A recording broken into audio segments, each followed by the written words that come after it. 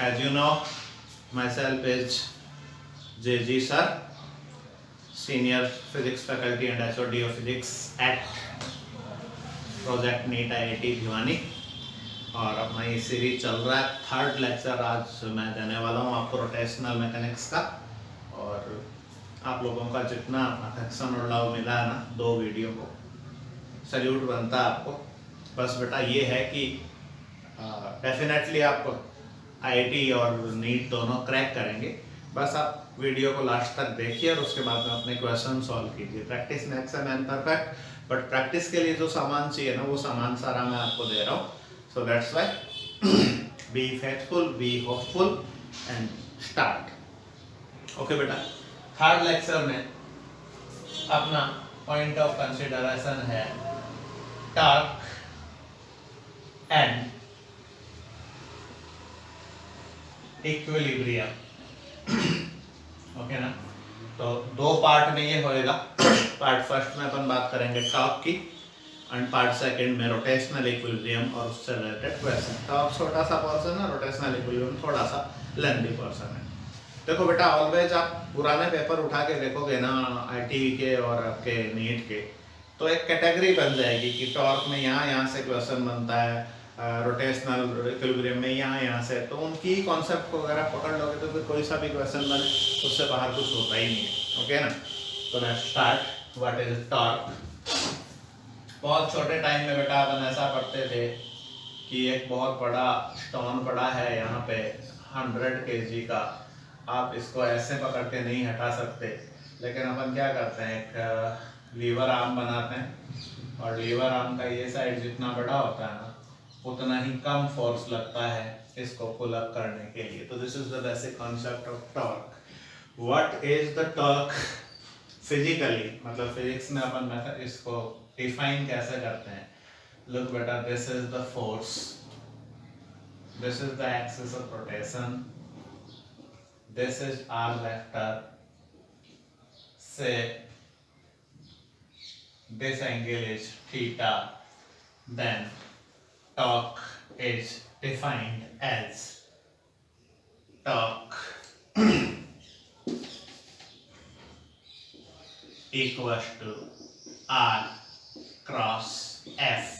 Okay, physical importance क्या होगा इस टॉर्क का वो भी समझिए। You know one thing, F equals to ma, that is the force, and you know one thing more, torque equals to I alpha। Rotational mechanics में I moment of inertia, alpha इसका angular acceleration. अब बेटा होता क्या है ना कि force क्या करता है, यू नो वेरी वेल, एक बॉडी अगर रेस्ट में है तो वो रेस्ट में ही रहेगा, अगर वो एक कांस्टेंट वेलोसिटी से मूव कर रहा है तो वो कांस्टेंट वेलोसिटी से मूव ही करता जाएगा, unless an external force is not applied on it. तो मींस क्या हुआ, अगर आपको करना है change in the state of translatory motion, then you required a physical quantity, an external agent you required, which is known as the external force or simply say force। अब suppose करो बेटा एक रिम है, पहिया है, वो इस point पे सेंटर्ड है और वो ओमेगा एंगुलर वेलोसिटी से रोटेट करता है। अब अगर आपने इसके एंगुलर वेलोसिटी में चेंज करना है तो फोर्स से काम नहीं चलेगा, आपको अप्लाई करना पड़ेगा इस पर एक टॉर्क। ओके ना, तो change in the state of translatory motion के लिए रेस्पॉन्सिबल होता है F external, and change in the state of rotatory motion, इसके लिए जो चीज रेस्पॉन्सिबल होती है ना बेटा उसको अपन बोलते हैं एक्सटर्नल टॉर्क और सिंपली टॉर्क। तो what is the physical interpretance of the torque? It is necessary to change in the state of the rotatory motion, बिना टॉर्क के कभी भी रोटेटरी मोशन के स्टेट में चेंज होना पॉसिबल नहीं। So this is the physical importance of the torque. अब ये जो मैं थ्योरी की लाइनें बोलता हूँ ना बेटा, ये सारी वही लाइनें हैं जो कभी ना कभी किसी न किसी फॉर्मेट में एग्जाम में आया हुआ है। ओके ना, तो अगर आप नोट कर रहे हो तो इन सब चीजों को साथ साथ नोट करते जाना। ओके ना, यहाँ पे अपना सीधा श्योर एंड शॉर्ट टारगेट है how to crack IIT mains, IIT advance and NEET. तो किसी भी चीज को छोड़ना स्वास्थ्य के लिए हानिकारक हो सकता है, तो दैट्स वाई मैं ये चीजों को रिकॉल करता हूँ सबको। Now look, what is the mathematics of torque? How can we calculate the torque? You know beta, formula torque is given by R cross F। तो बिल्कुल नीट लेवल की बात, कई बार मेंस में भी ऐसा क्वेश्चन अटका हुआ है, स्टेट पीएमटी और स्टेट एग्जाम्स में भी ऐसे क्वेश्चन बहुत बार अटके हुए हैं।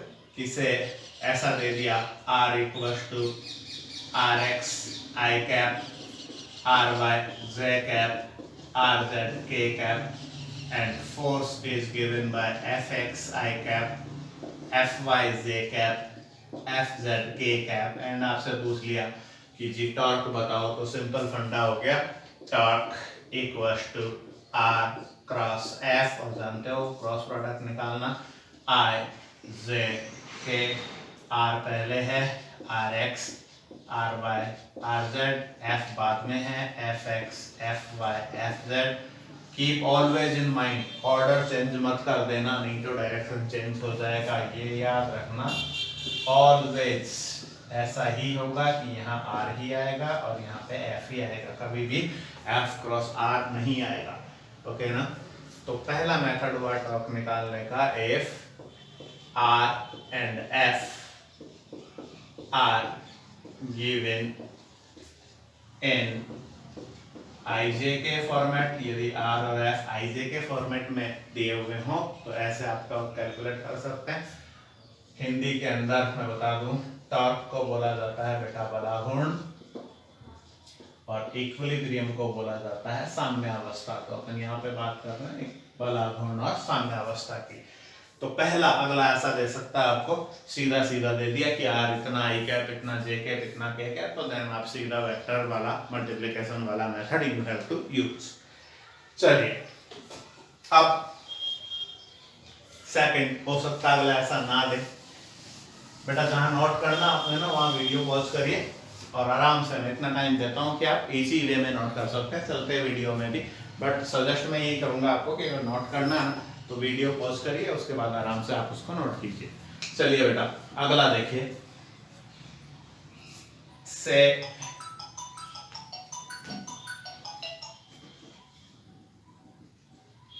X axis, Y axis, origin outward the paper it is z axis, and a force is working at here in this direction. So with respect to origin, this will our r vector, and say this is the direction of r vector, this angle is theta. Okay, now we know very well that torque equals to r cross f. First of all अपन बात करते हैं vector magnitude की, तो torque equals to हो जाएगा are F sine theta. Magnitude of torque is are F sine theta. अब इस आर एफ साइन थीटा को बहुत कम बार यूज करना पड़ता है। एक सीधी सिंपल बात देखिए, इसी डायग्राम में इस आर के मैं दो कंपोनेंट कर लो, इधर वाला कंपोनेंट,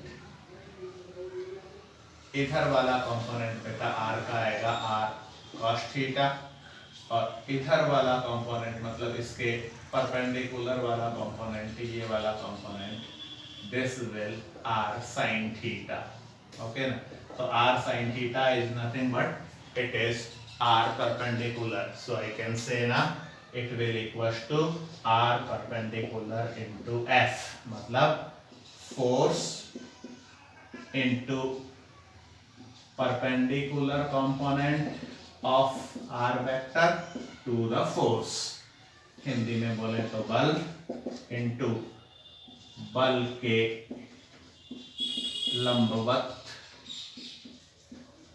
आर वेक्टर का घटक। एक दूसरी बात भी देखो बेटा, इसी डायग्राम में मैं थोड़ा सा चेंज कर दूं, मैं ऐसा कर दूं इसको कि मैं कंपोनेंट आर के नहीं ले रहा हूं, मैं कंपोनेंट एफ के ले रहा हूं, तो यही वाला डायग्राम कैसे चेंज हो जाएगा। अब एफ के कंपोनेंट लूंगा तो इधर का तो एफ का कंपोनेंट आएगा थीटा साइड में एफ कॉस थीटा, और परपेंडिकुलर साइड में बेटा एफ का कंपोनेंट आएगा एफ साइन थीटा। ओके ना, तो इसे आर एफ साइन थीटा को मैं क्या बोल सकता हूँ कि टॉर्क वेक्टर का मैग्नीट्यूड हो जाएगा are into F perpendicular.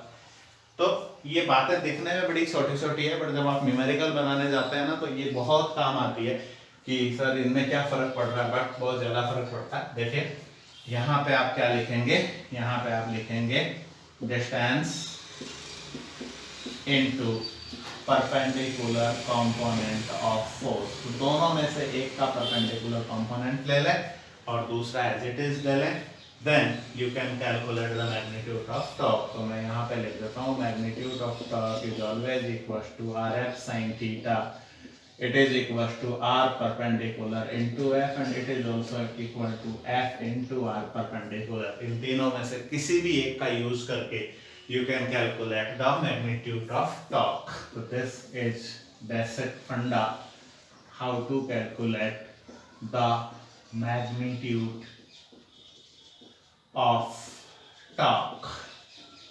okay, फिर थोड़ी सी बात कर लेते हैं बेटा अपन डायरेक्शन की। देखो ये वेक्टर है एंड यू नो बुक में जो लिखा हुआ होता है वो अपनी जगह, बट एक सिंपल सा फंडा बना लीजिए।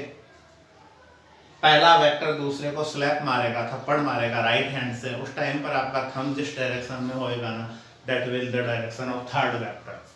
हाँ ना, वेक्टर प्रोडक्ट में डायरेक्शन निकालने का सिंपल फंडा है, पहला वेक्टर दूसरा वेक्टर को स्लैप करेगा, उस टाइम पर आपका थंब जिस डायरेक्शन में होएगा that will the direction of third vector. Look at here, this is the R vector first vector, this is S vector second vector. R vector ने एफ वेक्टर को slap मारा, थप्पड़ मारा, थंब इनसाइड है, inside is negative Z, तो इस वाले case में torque will have a direction of minus K cap, minus K cap. Okay ना, तो इस चीज को लिखना जरूरी नहीं, खाली कीप इन माइंड, पहले से दूसरे को स्लैप मारो, थंब जिधर होएगा that will the direction of torque.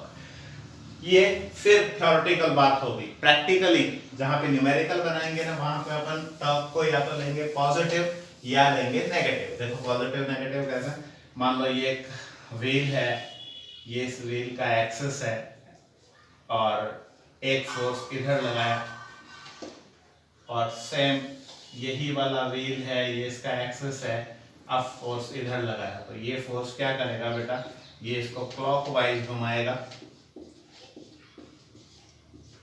Clockwise tendency देगा मोमेंट की, और ये वाला फोर्स क्या करेगा, ये एंटी क्लॉकवाइज टेंडेंसी देगा मोमेंट की।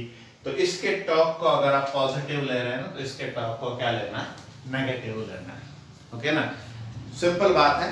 क्लॉकवाइज सेंस में जो टॉर्क है उसको पॉजिटिव लीजिए, एंटी क्लॉकवाइज सेंस में जो टॉर्क है वो नेगेटिव लीजिए। ओके ना, तो न्यूमेरिकल में फिर आपको ज्यादा ऊपर नीचे करने का जरूरत नहीं पड़ेगा। ओके बेटा, दूसरी बात, अब ये किधर ही घूमे, अगर इधर घूम रहा है तो टॉर्क का डायरेक्शन देखो,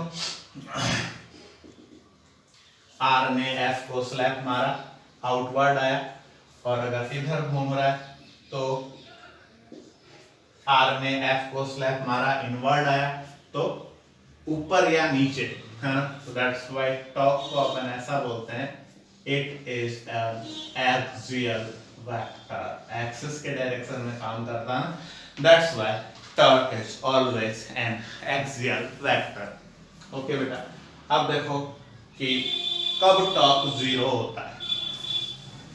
टॉर्क जीरो होने की दो कंडीशन हुई और वो दोनों कंडीशन सेम है।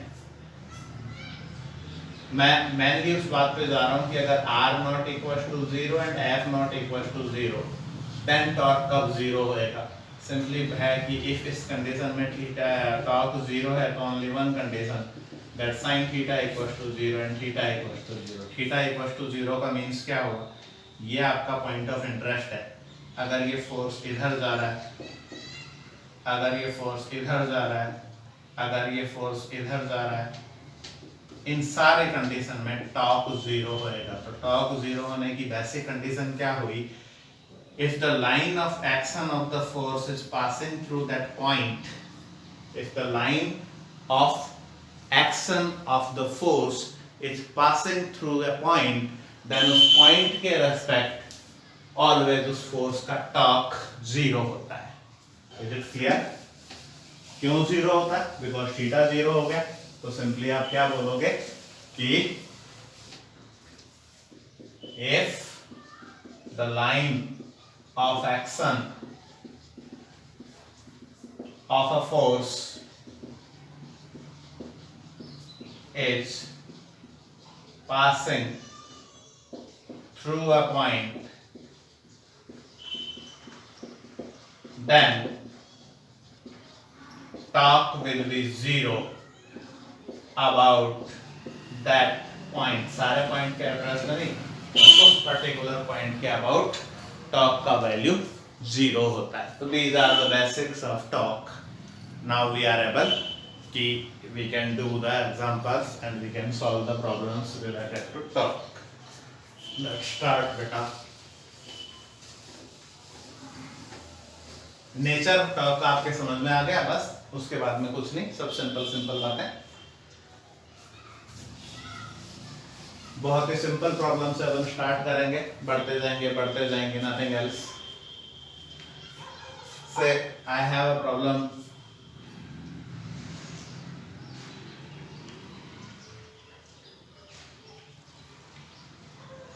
This is a rod of length 10 meter। I have two forces applied on it। First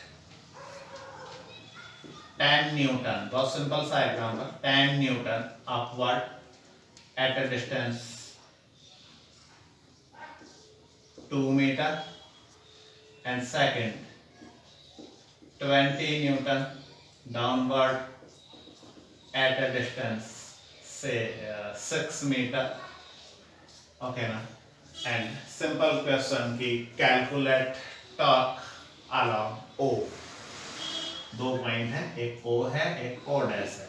okay ना। तो कैलकुलेट टॉर्क अलोंग ओ। ओके ना। नाउ व्हाट हैपेंस बेटा, वो सारी बातें काम आएगी जो आपने वहां पे सीखी थी, बिना लिखी हुई, बुक में जो लिखी हुई नहीं रहती। देखो ये वाला फोर्स टॉर्क बनाएगा क्लॉकवाइज, दैट्स वाई इसको पॉजिटिव ले लें। ये वाला टॉर्क बनाएगा एंटी क्लॉकवाइज, दैट्स वाई इसको नेगेटिव ले लें। यू कैन से ना कि tau net equals to tau 2 minus tau 1, torque 2 minus torque 1। अब टॉर्क 2 कितना हो जाएगा, इट इज 20 into 6 माइनस ये कितना हो जाएगा, it is 10 into 2, simply 120 minus 20, that is 100 newton metre. हाँ, अब जिसमें से डिड्यूस किया था उसका डायरेक्शन वी हैव टू यूज। आपने क्लॉकवाइज को पॉजिटिव माना था, और क्लॉकवाइज के लिए जो डायरेक्शन बन रहा है वो क्या है, फर्स्ट वेक्टर ने आर ने एफ को स्लैप मारा, तो इनवर्ट्स है ना। दो तरीके की बातें आप बोल सकते हो, क्लॉकवाइज और into the plane of paper. Okay बेटा, सिंपल क्वेश्चन। अब यहां से एक कॉन्सेप्ट और निकलता है। मान लो मैं ऐसा बोलूं कि ये सेम ओ डैश सेम आपका 10 सेंटीमीटर, एफ नेट इस पे कितना लग रहा है, देखो F net is 20 minus 10 equals to 10 newton. अब मुझे तो ये करना है, क्वेश्चन ये बोलता है कि मुझे तो ये करना है कि दो फोर्स नहीं लगाने, एक ही फोर्स लगाना है और सेम टॉर्क आना चाहिए। ओके ना। तो सपोज करो मैं एफ नेट यहाँ पे कहीं पे लगा रहा हूँ, इस जगह पे मैंने लगाया F net equals to 10 newton and this distance is से x। अब सेम टॉक आना चाहिए, यहाँ पे टो नेट 1 है और यहाँ पे मान लो टो नेट 2 है, तो मैं क्या बोलूंगा बेटा, टो नेट 2 अगर टो नेट 1 के इक्वल है, then I have simply 10 into x should equals to this 100. So x will equals to 10 meter. X will equals to 10 meter, and this x is known as the point of action of the net force, है ना। हिंदी में इसको बोलते हैं बेटा परिणामी बल का क्रिया बिंदु,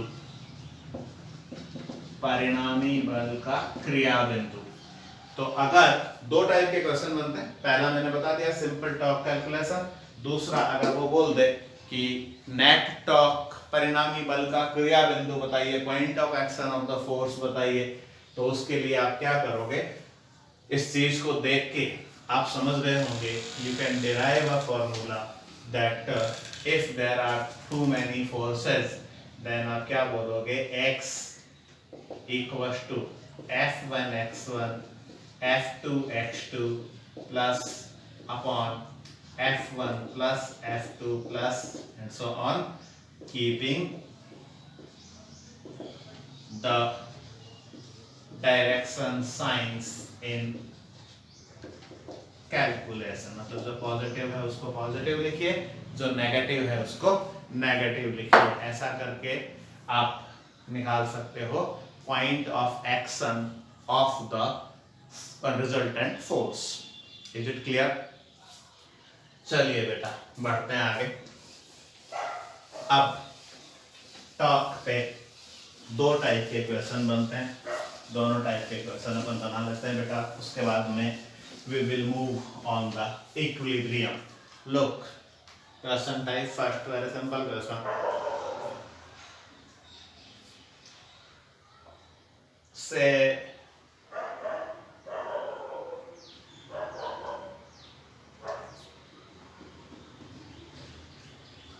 this is our center, this is horizontal, this is vertical, and at a distance say x, a body starts to fall freely from a height of say y, okay ना। यहाँ से एक्स वाई से एक body freely fall होना शुरू होती है। Question ये है कि find the torque about O at any instant if the mass of the body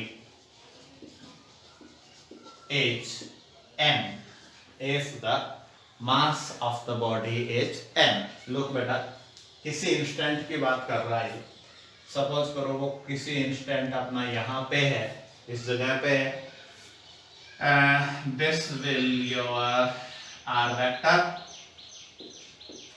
this will your f vector,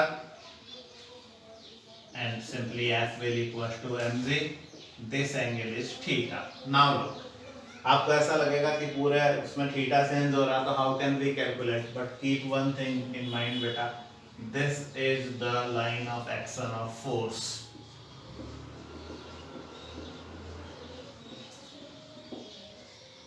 okay ना। और आप देखोगे ये चाहे कहीं भी हो, perpendicular distance will the same, ये रहेगा, this is always r perpendicular. Now r perpendicular is what, it is r sine theta, but at the same time it is also equals to x. Clear ना। So simply आप लगाओगे torque equals to R perpendicular into X, that is X into mg, x into mg will the torque। Okay ना। अगर मान लो मैं इसी question में ऐसा पूछ लूं, torque along the point of starting the motion, starting the motion मतलब यहाँ के रेस्पेक्ट में टॉर्क, अब यहाँ के रेस्पेक्ट में टॉर्क देखोगे तो क्या बोलोगे, r perpendicular is 0 so torque is 0। And same मैंने बताया था कॉन्सेप्ट, अगर किसी फोर्स का लाइन ऑफ एक्शन वहां से पास हो रहा है जहां के रेस्पेक्ट में आपको टॉर्क कैलकुलेट करना है तो उसका torque always 0। So this is the first type of the question based upon the concept of torque. Now we are moving in some interesting phenomena. Look,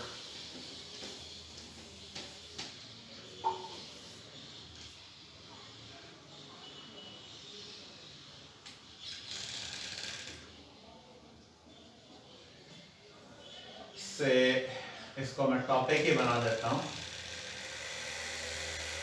torque and projectiles. अब question बनता है कई बार कि एक प्रोजेक्टाइल मोशन दे दिया और उस projectile motion में ना आपको बोल दिया कि किसी पर्टिकुलर पॉइंट पे, किसी पर्टिकुलर पॉइंट के रेस्पेक्ट टॉर्क निकालिए। तो बस आपने ना माइंड में एक चीज क्लियर रखना कि टॉर्क होता क्या है। It is always the force into perpendicular distance. It is always the force into perpendicular distance. और आप जानते हो बेटा प्रोजेक्टाइल की एक खास बात होती है, वेलोसिटी कंफ्यूज करेगी, है ना। आपको ऐसा लगेगा यहाँ यहाँ ऐसा कुछ नहीं देखना है। प्रोजेक्टाइल में एक बात माइंड में रख लो, in projectile you know very well the force is always इधर होता है जी डाउनवर्ड्स और ऑलवेज इक्वल टू कितना होता है mg, है ना। किसी चीज को आप ऐसे फेंकोगे तो ये प्रोजेक्टाइल बना, लेकिन फोर्स तो हमेशा ही किधर लग रहा था, इट इज डाउनवर्ड। ओके ना।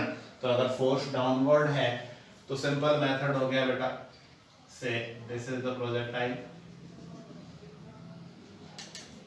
this angle is theta, initial velocity is u, इधर का कंपोनेंट हो गया u cos थीटा, इधर का कंपोनेंट हो गया u sin थीटा, हाँ ना।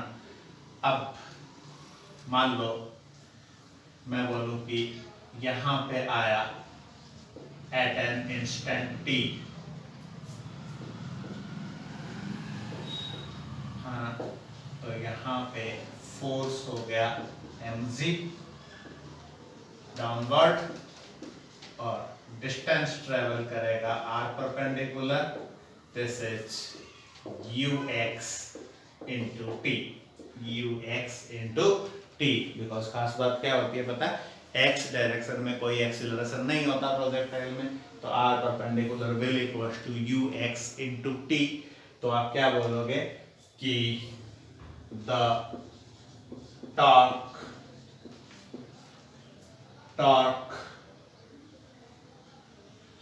with respect to starting point at a time t is always torque का magnitude equals to uxt into mg, uxt into mg. You can say it is u cos theta t into mg. By putting the value of t you can solve the problem, है ना। कई बार ऐसा बोल देता है बेटा कि ये t नहीं देके ऐसा बोलेगा कि एट अ हाइट h बताइए, वैसा बोलेगा कि उस टाइम पर टॉर्क बताइए जिस टाइम पर प्रोजेक्टाइल x हाइट पर था। तो x हाइट पर प्रोजेक्टाइल किस टाइम पर पहुंचेगा यू कैन कैलकुलेट, वही टाइम की जगह पे वो रिप्लेस कर देना। देखिए अपन इसका भी पॉइंट बना लेते हैं। The height of projectile at a time t, मैं ये मान के ये लेक्चर डिलीवर कर रहा हूँ बेटा कि आपको प्रोजेक्टाइल के बेसिक्स क्लियर है और वो क्लियर होते ही हैं, बट मैं एक बार और इस टॉपिक को थोड़ा सा डिस्कस कर लेता है। टाइम टी वाला तो कोई प्रॉब्लम ही नहीं। हाइट ऑफ प्रोजेक्टाइल अगर मुझे निकालना है तो मैं ऐसे निकाल सकता हूँ, देखो दिस इज अ प्रोजेक्टाइल, ये हाइट h उसने लिया एट अ टाइम t, तो देखो y डायरेक्शन में है, u y equal to u sine theta, you know very well. a y नीचे की ओर लगेगा माइनस z, टाइम हो गया मेरा t एंड हाइट हो गया h। तो अगर मैं इक्वेशन यूज कर लूँ सेकंड इक्वेशन ऑफ मोशन, तो आई कैन से ना h equal to u sin theta t minus half G T square.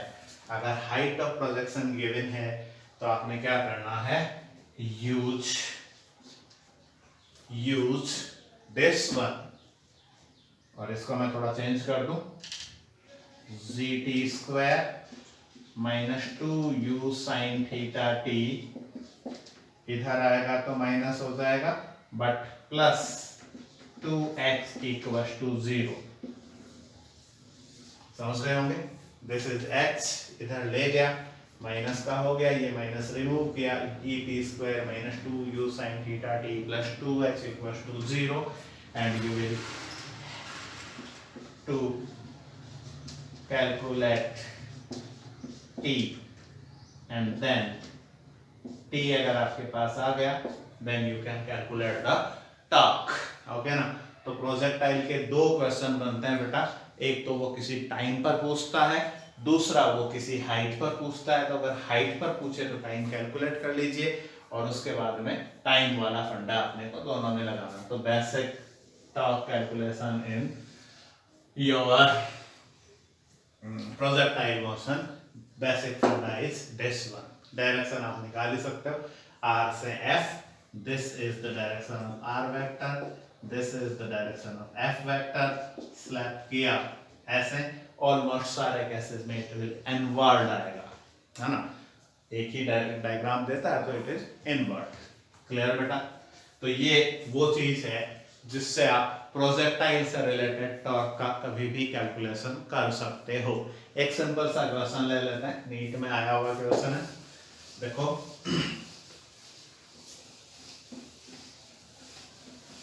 Note करना हो बेटा, वीडियो पॉज कर लेना, नोट कर लेना, सारे कॉन्सेप्ट इक्वली इंपॉर्टेंट है। मैं खाली यहाँ पे वही बातें डिस्कस कर रहा हूँ जो श्योर एंड शॉर्ट क्वेश्चन देती है, और कोई भी बात ऐसी बचते नहीं है जिससे बाहर क्वेश्चन बने। सो जहां जहां पे आपको लगे नोट करना, यूज करिए, पॉज करिए वीडियो और जस्ट नोट ऑफ। ओके बेटा, एक सिंपल सा क्वेश्चन ले लेते हैं। This is a projectile. Initial velocity u is 40 meter per second. Angle theta is 37 degree. Question is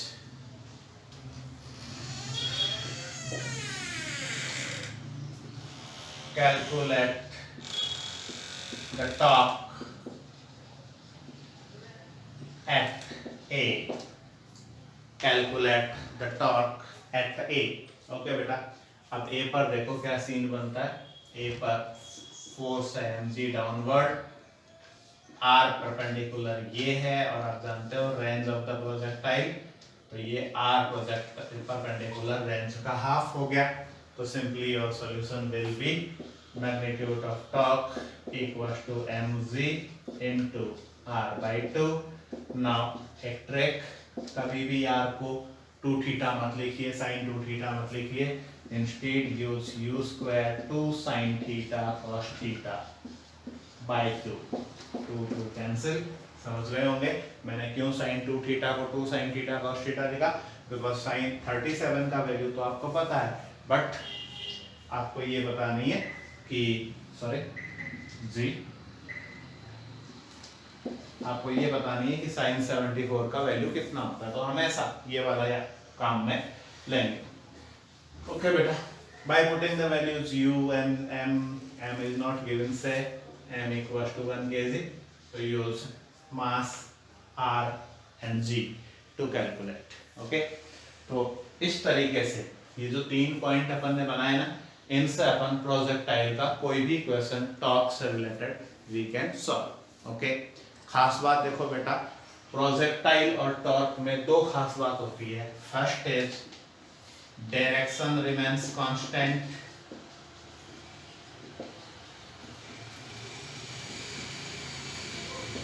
direction remains constant and अगर वो प्रोजेक्टाइल आगे आगे आगे जा रहा है, ये तो होगा नहीं कि वो वापस पीछे आएगा, वो आगे आगे जाएगा, आगे आगे जाएगा तो फोर्स तो कांस्टेंट रहेगा लेकिन डिस्टेंस इंक्रीज रहेगा।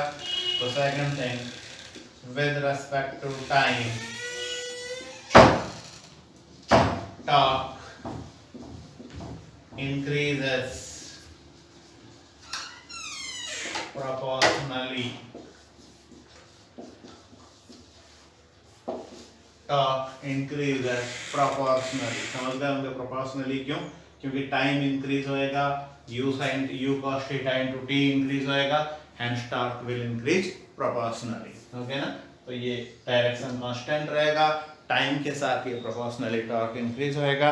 यहाँ पे बेटा कंप्लीट होता है आपका how to calculate the torque in projectile type motions. Okay beta, now we are entering into the next but not the last topic. It is what the equilibrium. Look beta, what is the equilibrium? Okay, say this is a body, a force F acting here, another force F is acting in this direction, same forces in opposite direction. So first of all I can say ना sigma F equals to 0। Sigma F अगर 0 हो गया, net force लगने वाला इस पे 0 हो गया, so it means it is in translatory equilibrium। मतलब अपनी जगह को छोड़ के नहीं जाएगा, जहां है वहीं रहेगा। बट यू नो ये दोनों टॉर्क बनाएंगे तो sigma torque is not equal to 0, मतलब it is not in rotatory equilibrium.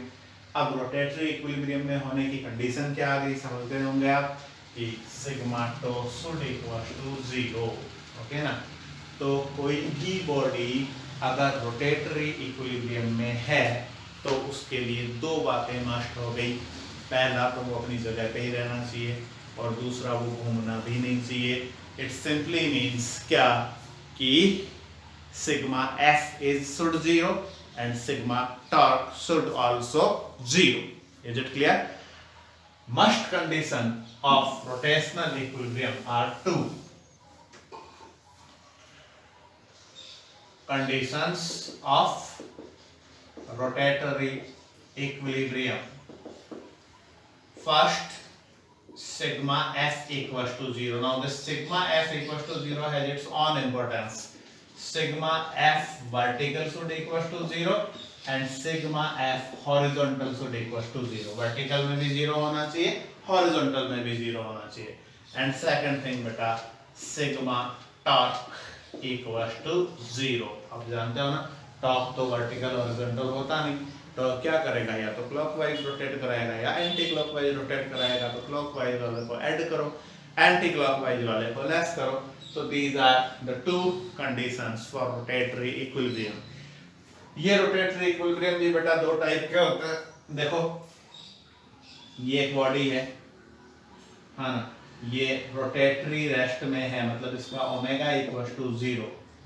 तो ओमेगा इक्वल्स टू 0 अगर है मतलब नहीं घूम रही है, सिंपल भाषा में अपन बोलें तो इसको अपन बोलेंगे बेटा स्टैटिक इक्विलिब्रियम। और एक बॉडी है वो ओमेगा कांस्टेंट से रोटेट कर रही है, मतलब इसके स्टेट ऑफ रोटेशन में चेंज नहीं हो रहा है, तो इसको अपन डायनामिक रोटेटरी इक्विलिब्रियम बोलेंगे। अपने लेवल पे डायनामिक रोटेटरी इक्विलिब्रियम के क्वेश्चंस बहुत कम होते हैं, अपने को मेनली काम करना पड़ता है स्टैटिक रोटेटरी इक्विलिब्रियम से। तो अब कीप इन माइंड बेटा, सिंपल बात है, क्वेश्चन कैसे होंगे और क्वेश्चन को सॉल्व करने का टैक्टिक्स क्या है। देखो ध्यान से समझना, किसी भी क्वेश्चन में 3 से ज्यादा अननोन नहीं आएंगे। Every question will contain only 3 unknowns, कुछ केसेस में 2 अननोन्स, कुछ केसेस में 1 अननोन। ओके, तो जहां पे 1 अननोन क्वांटिटी आए वहां पे यूज करिए सिग्मा टॉर्क इक्वल टू 0, अगर आपकी केसेस में 1 अननोन आ रहा है।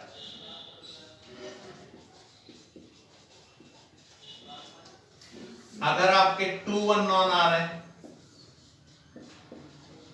इक्वेशंस में, तो आप यूज करेंगे ये दोनों, this plus this.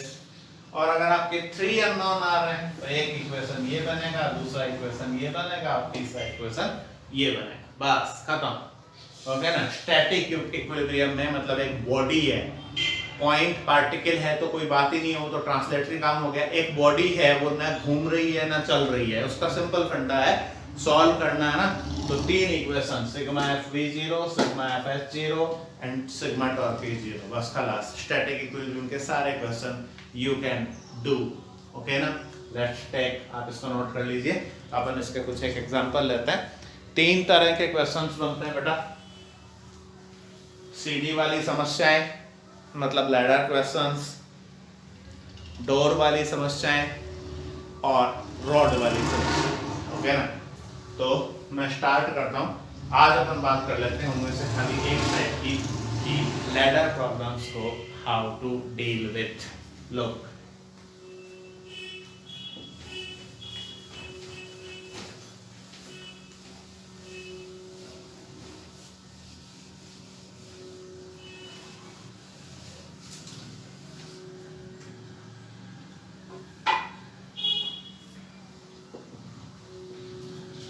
equilibrium of ladders। देखो, एक प्रॉब्लम बताऊंगा उसमें पूरा मामला क्लियर, उसके बाद में एक और प्रॉब्लम बताऊंगा उसमें थोड़ा एडवांस अपन चल जाएंगे, उसके बाहर बेटा कुछ भी आपको लैडर प्रॉब्लम में मिलेगा नहीं। देखो, से दिस इज अ वॉल, दीवार है ये, and this is surface.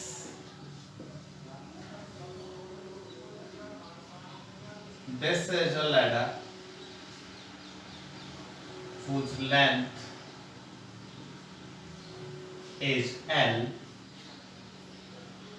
resting at an angle theta. Wall is smooth, neat type का केस है ये, wall is smooth, IT mains में भी, and surface is rough. It is also the must condition to be a ladder in the equilibrium condition कि wall may have the roughness or not, but surface should have the roughness, नहीं तो वो टिकेगा ही नहीं। क्यों नहीं टिकेगा अभी देखो। अब मैं क्या कर रहा हूँ बेटा, यहाँ पे इस पे कौन कौन से फोर्स एक्ट कर रहे हैं वो फोर्स मैं आपको दिखा रहा हूँ। फर्स्ट ऑफ ऑल इसका सेंटर ऑफ मास मतलब यहाँ से L/2 डिस्टेंस पे the force mg will work downward. Okay, दूसरा आपने पढ़ा बेटा, जहां भी कांटेक्ट होता है ना वहां नॉर्मल रिएक्शन फोर्स लगता है, और वो normal reaction force is always perpendicular to the surface. तो यहाँ पे ऊपर वाले पे पॉइंट ए बोल दूं मैं इसको, एक नॉर्मल रिएक्शन लगेगा इधर N1, नीचे वाले पे एक नॉर्मल रिएक्शन लगेगा इधर, इसको मैं बोल दूं N2। Okay, N1 and N2 are the normal reactions. Now third thing, अगर वो सरफेस स्मूथ है तो वो रुक जाएगा खाली नॉर्मल रिएक्शन लगा के, लेकिन अगर वो सरफेस रफ है तो वो क्या करेगा, एक फ्रिक्शन फोर्स लगाएगा। फ्रिक्शन फोर्स किधर लगेगा, either it will be opposite to the direction of motion और it will opposite to the tendency, the direction of tendency of motion, है ना। अब ये कह रहा है कि ये रुका हुआ है नो डाउट, बट ये अगर स्लिप होएगा तो ऐसे स्लिप होएगा, और ऐसे स्लिप होएगा मतलब friction force will work in this direction. ठीक है ना बेटा, ये फोर्सेस हो गए आपके friction force N2, N1 and Mg। Okay, अब अपने को इनमें से अलग अलग चीजें निकालनी है। क्या अलग अलग चीजें निकालनी है, देखो फर्स्ट ऑफ ऑल n1 कितना होगा, सेकेंड, n2 कितना होगा, थर्ड, फ्रिक्शन फोर्स कितना होएगा, एंड फोर्थ वो ऐसा पूछ ले कि net force applied by the surface कितना होगा, net force applied by the surface कितना होगा। अब देखो प्रॉपरली अगर अपन बात करें कि बेसिकली कितने अननोन है, तो जो अपन ने अज्यूम किया ना 1 2 3, तो इस क्वेश्चन में कितने अननोन हो गए, 3। अब 3 अननोन हो गए तो अपने को 3 इक्वेशन चाहिए, और 3 इक्वेशन कहाँ से आएंगे, मैंने टॉपिक के स्टार्टिंग में ही आपको बता दिया। Sigma F horizontal should equals to 0, sigma F vertical should equals to 0 and net torque about any point should equals to 0। बस वही कॉन्सेप्ट पकड़ लिया, न्यूमेरिकल हो जाएगा। वही कॉन्सेप्ट लेके मैं चल रहा हूँ बेटा। फर्स्ट ऑफ ऑल यहां से स्टार्ट कर दो, सिग्मा एफ हॉरिजॉन्टल इज 0, मतलब क्षैतिज दिशा में बल सामान्य साम्य। अब यहाँ पे देखो सिंपल बात है, n1 will equals to ff, n1 लग रहा है इधर, ff लग रहा है इधर, क्लियर ना। Second, sigma f vertically equals to 0, अब वर्टिकली क्या लग रहा है बेटा, mg डाउनवर्ड लग रहा है एंड n2 अपवर्ड लग रहा है, ओके ना।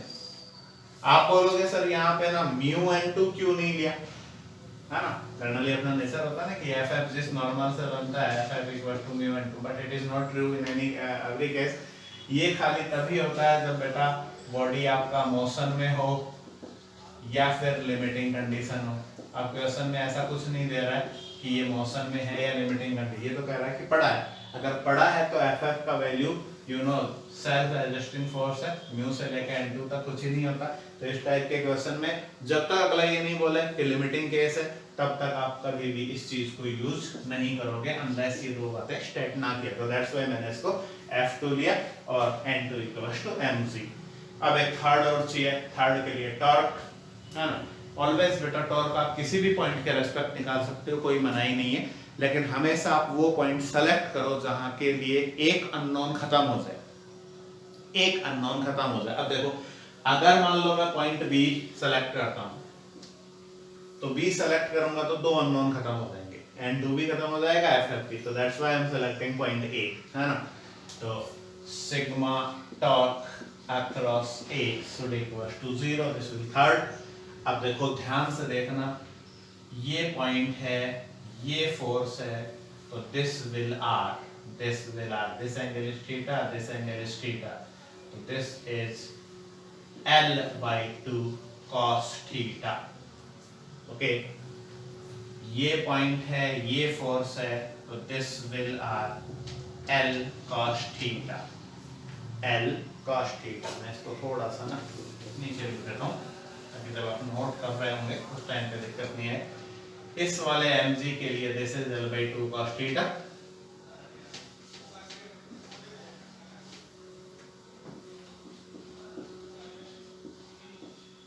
this is mg, और इस n2 के लिए this is L cos theta, okay ना।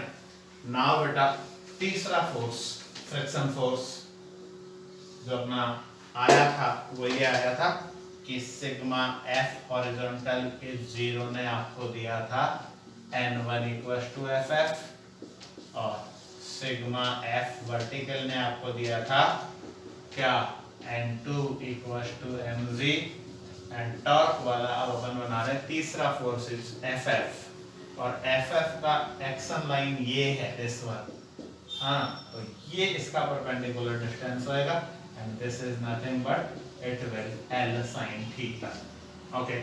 नाउ डायरेक्शन ऑफ टॉर्क्स, ये इसको घुमाएगा एंटी क्लॉकवाइज, ये भी इसको घुमाएगा एंटी क्लॉकवाइज, बट ये इसको घुमाएगा क्लॉकवाइज, ओके ना। ये इधर घुमाएगा, ये इधर घुमाएगा, ये उधर घुमाएगा। तो इसका मतलब क्या हुआ बेटा, n2 वाला टॉर्क इन दोनों के टॉर्क के इक्वल होना चाहिए। n2 वाला टॉर्क बनेगा n2 L cos theta should equal to इन दोनों का summation, that is mg by 2 L cos theta plus ff L sin theta, ff L sin theta, but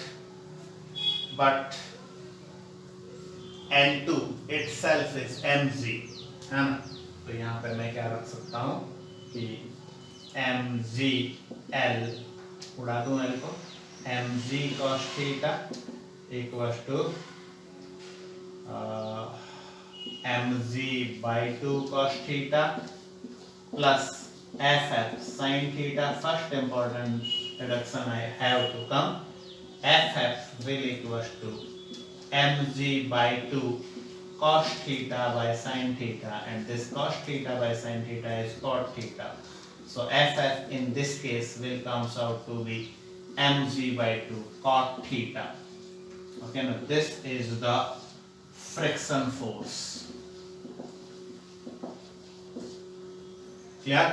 friction force आ गया. अब फ्रिक्शन फोर्स भी आ गया. N1 is also mg by 2 cot theta, normal reaction of wall. N2 पहले से ही आया हुआ है. N2 equals to mg, normal reaction of ground. Now last but not least, net force applied by the surface. देखो बेटा, surface का scene यहां बन रहा है इस जगह पे. सरफेस यहाँ पे क्या कर रहा है, दो फोर्स लगा रहा है, N2 और FF. दोनों forces are parallel perpendicular to each other. तो after removing this diagram I can से ना कि net force by the surface will F surface root N2 square plus FF square, root N2 square plus FF square. You have both the values and you will have m square g square, which is the value of N2, plus m square g square by 4 cot square theta. You can common out mg, you can common out 4. Will inside you have 4 plus cot square theta. This is F surface. तो इस type में चार बातें वो आपसे पूछेगा और चारों चीजें अपन ने निकाल लिया. This is the friction force, this is normal reaction of wall, this is normal reaction of ground, and this is force applied by the surface. Okay बेटा, तो ये आपने एक बेसिक बिल्डिंग ब्लॉक बना लिया.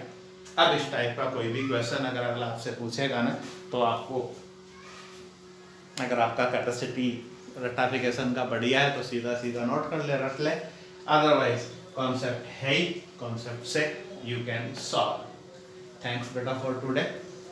Next lecture will be tomorrow's evening, and soon I'm starting pure 11th and pure 12th batches. Thanks for everyone.